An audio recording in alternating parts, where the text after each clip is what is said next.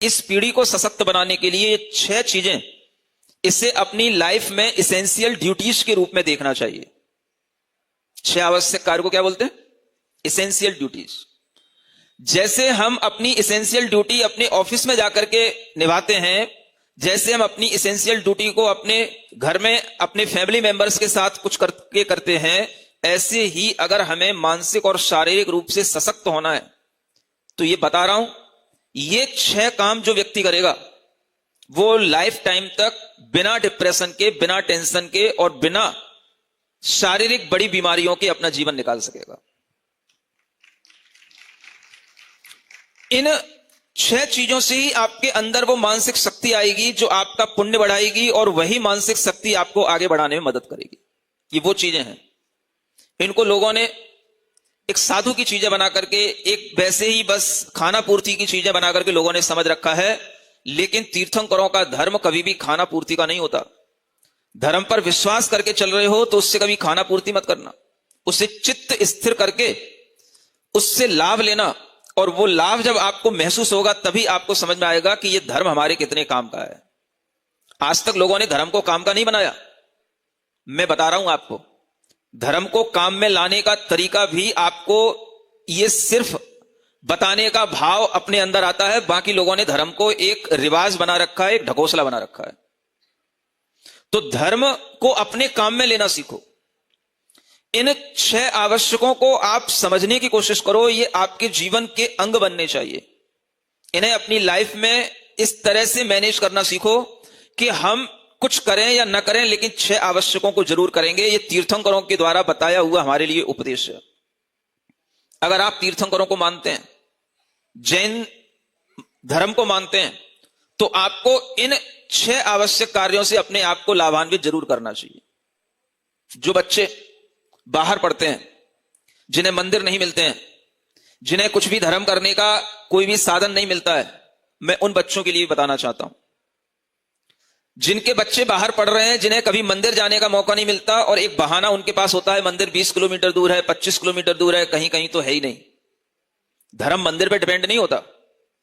जब भगवान ने हमें सारी प्रक्रिया इंडिपेंडेंट होने की बताई है तो धर्म हमें डिपेंड कैसे बना सकता है?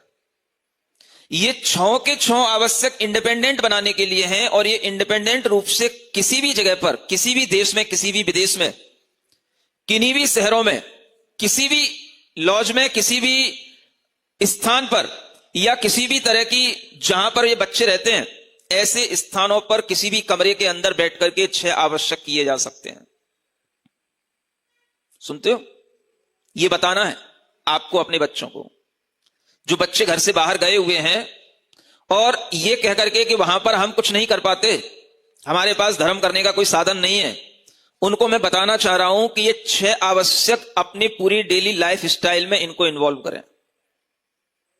अगर आपको सशक्त बनना है भीतर से, तो आपके लिए धर्म भी होगा, आप मानसिक रूप से स्वस्थ भी रहेंगे, और आपके लिए जो दर्शन आदि का भाव आता है और वो नहीं कर पाते हो, उसके कारण से जो आपके अंदर संस्कार टूटता चला जा रहा है, वो संस्कार भी बना रहेगा, और आप हमेशा हमेशा के लिए तीर्थंकरों की वाणी से जुड़े रहोगे। क्या करना है? इन 6 चीजों को दिन भर में किसी भी टाइम पर कर लेना है, रात में भी किसी भी टाइम पर कर लेना है। 24 घंटे के अंदर हमारे 6 आवश्यक पूरे हो जाएं। ये मैं आपके लिए समझा रहा हूं। साधुओं के लिए तो सुबह के शाम को प्रतिदिन करने ही होते हैं, लेकिन एक हाउस होल्डर को किसी भी टाइम पर वो कर सके और ये 6 चीजों की पूर्ति कर ले, वो ये 6 एसेंशियल ड्यूटीज, इन्हें अपने जीवन में शामिल करे। क्या करे? समभाव में बैठने की कोशिश करे। सबसे पहले कैसे बैठे? कोशिश करेगा तो बैठेगा ना। चित्त को स्थिर करके सुबह से शाम तक अपना कोई कामकाज करके आए हैं तब, या जब जा रहे हैं उससे पहले अर्ली मॉर्निंग अगर हमें टाइम मिले तो सबसे अच्छा समय होता है सुबह बैठ करके सबसे पहले क्या करना? सामायिक करना। चाहे सामायिक प्रतिमा हो या ना हो, चाहे हमारे कोई 2 प्रतिमा के व्रत हो या ना हो, इससे कोई मतलब नहीं है। सामायिक हमारा धर्म होना चाहिए, ये पहचान होनी चाहिए जैनत्व की। अगर हर जैन इस भाव में रहेगा तो उसके लिए अपने आप ये पहचान बनेगी। भले ही आप ट्रेन में सफर कर रहे हो, ट्रेन में भी सोते हो, सुबह आपकी ट्रेन कहीं भी जा रही हो, कहीं भी ट्रेन खड़ी हो या चल रही हो, उससे कोई भी लेना देना नहीं है, आप तो अपनी डिब्बे में अपनी जगह पर बैठे ही हो ना। बस आप सुबह उठे, सुबह उठते ही आपने क्या भाव किया? सबसे पहले हमें सामायिक करना है। अगर ये आपके अंदर आ जाए तो ये जैनत्व की सबसे बड़ी पहचान होगी। जैसे इस्लाम में नमाज करने से इस्लाम की पहचान होती है, ऐसे ही जैनत्व की पहचान अगर होगी तो सामायिक करने से होगी। अहिंसा, खाना पीना, ये सब तो बाहरी बातें हैं, भीतर अपने लिए क्या कर रहे हो, ये अगर हम सीखेंगे तो किसी को सिखाएंगे। सामायिक करना सीखो। जरूरी नहीं है कि हम उसके लिए टाइम 48 मिनट का निकालें, 1 घंटे का निकालें। सामायिक श्रावक के लिए टाइम से बाउंडेड नहीं है। कोई तुम्हारी सामायिक प्रतिमा नहीं है, उनके लिए बता रहा हूं मैं। सुन रहे हो ना? नहीं तो अभी कोई प्रतिमाधारी कहने लगे महाराज ने कह दिया है कितनी भी कर लेना। मेरी परिभाषा किनके लिए है, उनके लिए सुने। तो सामान्य जो लोग हैं, कॉमन हाउस होल्डर्स हैं, जनरल व्यक्ति हैं, उनके लिए मैं कह रहा हूं ये सामायिक के भाव में वह अपनी इच्छा अनुसार टाइम देख करके, कितने बजे उठा, कितना टाइम मेरे पास है, 20 मिनट है तो 20 मिनट सही है ना, 24 मिनट है तो 24 मिनट सही। 24 मिनट की एक घड़ी कहलाती है। क्या बोलते हैं? एक घड़ी। अगर हो जाए 24 मिनट की एक सामायिक तो इतनी पर्याप्त है आपके लिए। एक घड़ी 24 मिनट की पहले बैठना सीखो, 48 मिनट तो बाद में। क्या सुना? घड़ी से लगा करके बस 24 मिनट मुझे शांत भाव से बैठना है। क्या करना है? शांत भाव से बैठना है। और शांत भाव से बैठ करके 2 काम किए जा सकते हैं। या तो हम नमोकार मंत्र का स्मरण कर लें, हम कोई भी प्रतिमा का स्मरण कर लें, या हम अपनी आत्म तत्व की भावना कर लें कि मेरा शरीर, मेरी आत्मा, ये दोनों भिन्न हैं और मेरी आत्मा इस संसार में शरीर से, कर्मों से, इन जो भाव हमारे अंदर आ रहे हैं, इन भावों से वह ऊपर है, इन भावों से अलग है। ये विचार कर लें बस 24 मिनट के अंदर। क्या फायदा मिलेगा? जो आपके सांसारिक भाव हैं, उन सांसारिक भावों से अपने को छुड़ाने का इससे अच्छा कोई साधन नहीं होता। जैसे ही आप बैठोगे आपको चिंता पड़ेगी बेटी की, बेटे की, पत्नी की, पति की, किसी की चिंता नहीं करना। ये सब संसार के संबंध हैं, इनसे 24 मिनट के लिए मेरा कोई संबंध नहीं है। इसको बोलते प्रैक्टिस ऑफ डिटैचमेंट, कि बहुत जरूरी है आज के समय पर। अगर आप अपने आप को इस आउटर वर्ल्ड के इन रिलेशन से डिटैच करने की आर्ट सीख लोगे तो इनके द्वारा आने वाला जो प्रेशर है उसको आप झेल पाओगे। यह सामायिक का बहुत बड़ा फायदा है। प्रेशर किस चीज का होता है? मम्मी ने कह दिया है बेटा तुझे IITN ही बनना है, मम्मी ने कह दिया है बेटा तुझे डॉक्टर ही बनना है, मैं नहीं बन पा रहा हूं। कुछ देर के लिए मम्मी को भी छोड़ दो, मम्मी भी मेरी नहीं है, फिर प्रेशर कहां से आएगा? नहीं समझ में आया? जो रिलेटिव्स अपने को प्रेशर दे रहे हैं वो मेरे है ही नहीं है। कोई सगे संबंधी 24 मिनट के लिए मेरे नहीं है। मैं सिर्फ आत्मा हूं। मैं अपना स्वयं का संवेदन करना चाहता हूं। मैं इन बाहरी संबंधों से अपने को अलग हटा करके समभाव में आकर के अपने अंदर 24 मिनट के लिए एक इंट्रोस्पेक्शन अपना कर रहा हूं।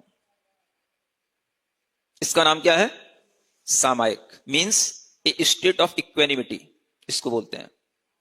ये सामायिक का भाव अगर आपके अंदर आएगा तो सारा पीयर प्रेशर आपका बाहर छूट जाएगा। और अगर जिसकी हैबिट होगी तो आपके लिए कितना भी अपने जीवन में प्रेशर आगे बढ़ेगा, आप उस सामायिक के माध्यम से उसको दूर करते जाओगे। ये एक बहुत बड़ा टूल है ये सामायिक। इसको लोग समझते नहीं। पहले कुछ लोग करते भी थे, अब तो सब भूल गए। सिवाय मंदिर में दान पूजा करने के और कोई काम बचा ही नहीं। और इस काम को मैं मना नहीं कर रहा हूं, लेकिन इसकी भी एक क्या अहमियत है वो मैं बाद में बताऊंगा। लेकिन ये पहली चीज जो मुख्य है वो क्या है? अपने लिए, जिससे हमारे जीवन की पहचान है, तीर्थंकरों के द्वारा बताया हुआ ये भाव, सामायिक का भाव। समझ रहे हो? कितनी देर? 20 मिनट, 24 मिनट, मैं कहता हूं 15 मिनट सही, मैं कहता हूं आधी में भी आधी सही। नहीं समझ में आ रहा है? 12 मिनट सही। शुरू तो करो। नहीं समझ में आ रहा? वो बोलते हैं ना, तुलसी संगत साधु की हरे को, क्या बोलते हो, आदि में आदि पुनः, दुआ याद नहीं आ रहा है। हाँ, आदि में पुण्य आदि हरे कोटि अपराधी। तो आधी घड़ी में भी और आधी कर दो, क्या फर्क पड़ रहा है? लेकिन अपने अंदर ये विश्वास लाओ कि मुझे जो तीर्थंकरों ने कहा है मैं उसका अनुसरण करूंगा, तभी मैं वास्तव में तीर्थंकरों की वाणी से जुड़ करके तीर्थंकरों का धर्म अपने अंदर आत्मसात करूंगा।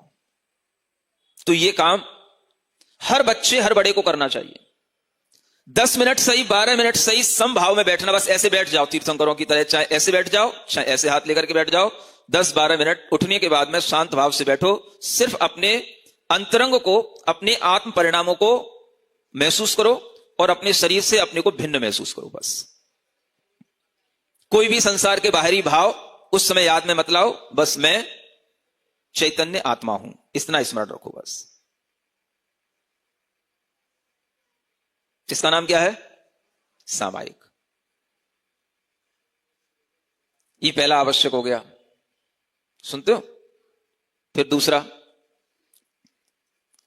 टाइम निकालो, 24 भगवान का हम नाम स्मरण कर लें। अब मैं आपको शॉर्ट में बताऊंगा हर चीज, क्योंकि आपके पास टाइम नहीं है ना। Very busy man, businessman means busy man, है ना, खाली तो अपन ही है। तो 24 भगवान की लंबी स्तुति तो नहीं कह सकता तुमसे कि तुम स्वयंभू स्तोत्र पढ़ना। समझ आ रहा है? तो क्या करना, छोटी सी स्तुति। अगर आपको 24 भगवान के नाम स्मरण हो तो बहुत अच्छी बात है, नहीं हो तो कर लेना। और कम से कम आपको इतना तो सोचना चाहिए, एक जैन होने के नाते हमें कम से कम 24 तीर्थंकरों को दिन में एक बार तो याद करना चाहिए। कितने बिगड़े हुए, कितने घटिया किस्म के जैन हो गए हैं, कितने अज्ञानी ये जैन लोग हो गए हैं जिन्हें 24 भगवान के नाम तक याद नहीं होते। बच्चे भी अगर कभी कर लेते हैं तो छोटे में याद रहते हैं, जब बच्चा 10वीं में 11वीं में पहुंच जाता है तो वो भी भूल जाता है, क्योंकि नाम का काम ही क्या है? क्या मतलब है पाठशाला पढ़ाने से? रटा रटा के पाठशाला में नाम याद करा दिए, चिन्ह याद करा दिए, जब वो 12वीं में आया, ग्रेजुएशन करने लगा, सब भूल गया, काम ही नहीं है कुछ नाम का। तो इन नाम को हम कभी काम में लेते हैं कि नहीं? ये 24 भगवान का नाम स्मरण करने के लिए एक स्तुति हम कर सकते हैं शॉर्ट में। अगर इतना सा बन जाए तो ये भी एक आपकी स्तुति कहलाएगी। सामायिक कर ली, सामायिक के बाद उठे तो क्या किया? आदिनाथ भगवान के चरणों में मेरा नमस्कार हो, अजितनाथ भगवान के चरणों में मेरा नमस्कार हो, संभवनाथ भगवान के चरणों में मेरा नमस्कार हो, अभिनंदन नाथ भगवान के चरणों में मेरा नमस्कार हो, सुमतिनाथ भगवान के चरणों में मेरा नमस्कार हो, पद्मप्रभ भगवान के चरणों में मेरा नमस्कार हो, सुपार्श्वनाथ भगवान के चरणों में मेरा नमस्कार हो, चंद्रप्रभ भगवान के चरणों में मेरा नमस्कार हो, पुष्पदंत भगवान के चरणों में मेरा नमस्कार हो, शीतलनाथ भगवान के चरणों में मेरा नमस्कार हो, श्रेयोनाथ भगवान के चरणों में मेरा नमस्कार हो, वासुपूज्य भगवान के चरणों में मेरा नमस्कार हो, विमलनाथ भगवान के चरणों में मेरा नमस्कार हो, अनंतनाथ भगवान के चरणों में मेरा नमस्कार हो, धर्मनाथ भगवान के चरणों में मेरा नमस्कार हो, शांतिनाथ भगवान के चरणों में मेरा नमस्कार हो, कुंथुनाथ भगवान के चरणों में मेरा नमस्कार हो, अरनाथ भगवान के चरणों में मेरा नमस्कार हो, मल्लीनाथ भगवान के चरणों में मेरा नमस्कार हो, मुनिसुब्रतनाथ भगवान के चरणों में मेरा नमस्कार हो, नमीनाथ भगवान के चरणों में मेरा नमस्कार हो, नेमिनाथ भगवान के चरणों में मेरा नमस्कार हो, पार्श्वनाथ भगवान के चरणों में मेरा नमस्कार हो, महावीर भगवान के चरणों में मेरा नमस्कार हो। चतुर्विंशति तीर्थंकरेभ्यो नमो नमः। ये क्या हो गया? ये स्तुति हो गई, स्तवन हो गया। किसका? 24 तीर्थंकर भगवान का।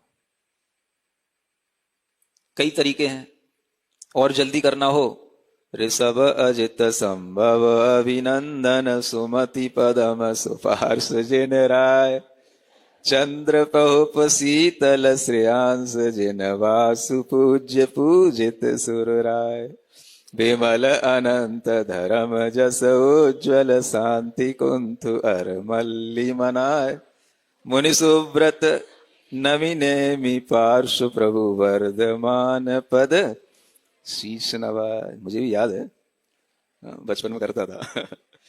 है ना? हाँ, तो ऐसे करके 24 भगवान की स्तुति याद कर ली, हो गया ये। ठीक है ना? थोड़ा सा अपने को और अच्छा करना हो, प्राकृत के भी 4 लाइनों में एक स्तुति है छोटी सी, है ना, आदि संवंदे जिणमजियम संभवमभिनंदन सुमयिम पौम सुपासम चंदम सुविहिम सीयलसेय वासुपूज्यम विमलमणन्तम धम्म पवत्तय धम्मम संतिम कुंथु अरम मल्लिजिणम मुनिसुवयणाहम णमिणेमिम पासपहुम, है ना। ऐसे करके ये 24 भगवान की स्तुति अर्चना पथ में सिंपल से 4 लाइनों में ऐसी लिखी हुई है, प्राकृत भाषा में व्यवस्थित रूप से। समझ रहे हो? 4 लाइनें ये याद हो जाएं। ये क्या हो गई? ये स्तुति हो गई। अब क्या करना? अब किसी एक तीर्थंकर की वंदना कर लेना, है ना। अब ये अलग अलग टाइम पे भी अलग अलग कर सकते हो, जरूरी नहीं सब एक साथ करना, जब टाइम मिल जाए। लेकिन अपने को 6 चीजें पूरी कर लेना। चाहे 3 सुबह कर लो, चाहे 3 शाम को कर लो, चाहे 2 सुबह कर लो, 2 दोपहर में कर लो, 2 शाम को कर लो, 2 रात को कर लो, कैसे भी कर लो। समझ में आ रहा है? फिर क्या करना? एक तीर्थंकर भगवान की स्तुति के कोई भी 4 लाइनें याद है किसी को? कुछ क्या है? आप स्वयंभू स्तुति किसको याद होगा? वो तो हो ही नहीं सकता। वर्धमान स्तोत्र याद हो, भक्तामर स्तोत्र याद हो, तो आदिनाथ भगवान के चरणों में 2 छंद पढ़ लिए तो वर्धमान स्तोत्र के 2 छंद पढ़ लिए तो वर्धमान भगवान की स्तुति होगी। कोई भी भगवान के स्तोत्र के 2 छंद पढ़ लोगे तो आपको 2 एक ये वंदना हो गई। ठीक है? आदिनाथ भगवान के पढ़ लिए भक्तामर के 2 छंद तो आदिनाथ जनेन्द्राय नमो नमः, और वर्धमान स्तोत्र के पढ़ लिए तो वर्धमान जनेन्द्राय नमो नमः। हाँ, चालीसा भी पढ़ सकते हो आप स्तुति वंदना में, जो है ना। अगर चालीसा याद है, चालीसा पढ़ लिया, चलो ये भी ठीक है आप लोगों के लिए। कुछ भी सही, प्रयोजन यह है कि आप इन 6 आवश्यकों की पूर्ति करें और इनसे लाभान्वित हों। अब ये आपने 3 आवश्यक कर लिए, समझ आ रहा है? अभी बताने में तो टाइम लगा रहा है, जब करोगे आप तो 5 ही मिनट में सब हो जाएगा आपका। फिर क्या करना? प्रतिक्रमण, है ना। छोटा सा प्रतिक्रमण, जो दार्शनिक प्रतिक्रमण में अष्टमूल गुण और सप्त व्यसन के दोषों का प्रतिक्रमण बताया गया। सिर्फ उतने 15 पैराग्राफ पढ़ लेना बस। उससे इतना अच्छा भाव आपके अंदर रहेगा कि अगर आप कोई गलत कर रहे हो तो वह प्रतिक्रमण आपको गलत करने का एक ज्ञान देगा कि आपके जीवन में गलत हो रहा है। भले ही आप कर जाओ गलत, कोई बात नहीं, लेकिन वो आपको रियलाइज कराएगा कि आपने गलत किया है, इसका पश्चाताप आपको अच्छे से करना है, ये आपके जीवन की ये गलतियां हैं। इतनी डिटेल में गलतियां एक सामान्य गृहस्थ के लिए और कहीं नहीं मिलेंगी जो उन 15 पैराग्राफ के अंदर है। आपको दार्शनिक प्रतिक्रमण बड़ा लगेगा अगर शुरू से पढ़ोगे तो, उतना पूरा ना पढ़ करके, मैं कहता हूं पूरा मत पढ़ो। कितना पढ़ो?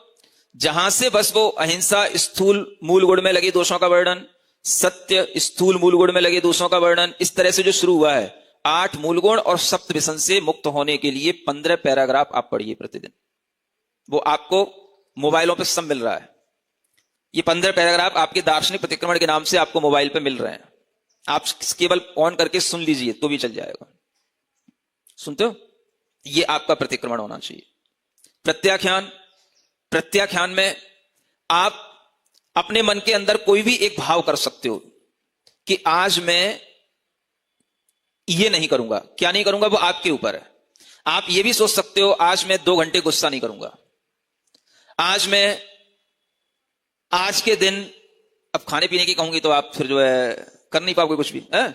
फिर भी आप कर सकते हो 2 घंटे में मौन रहूंगा, है? मौन तो 2 घंटे नहीं रह पाओगे, तो 2 घंटे में कुछ भी नहीं खाऊंगा। मान लो आप ऑफिस में बैठे हो, 2 घंटे में कुछ भी नहीं खाऊंगा, 12 से 2 बजे तक मेरा खाने पीने का त्याग है, 1 घंटे का त्याग है, आधा घंटे का, सही, जो भी आपके मन में आए एक छोटा छोटा से प्रत्याख्यान अगर आप करोगे तो आपके अंदर अपने आप जो कर्मों के आश्रव हो रहे हैं वो रुके रहेंगे और आप जो है उस पुण्य बंध को प्राप्त करते रहोगे जिसकी आपको बहुत आवश्यकता है अपने जीवन में।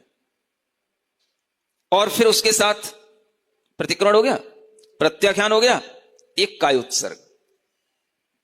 कभी भी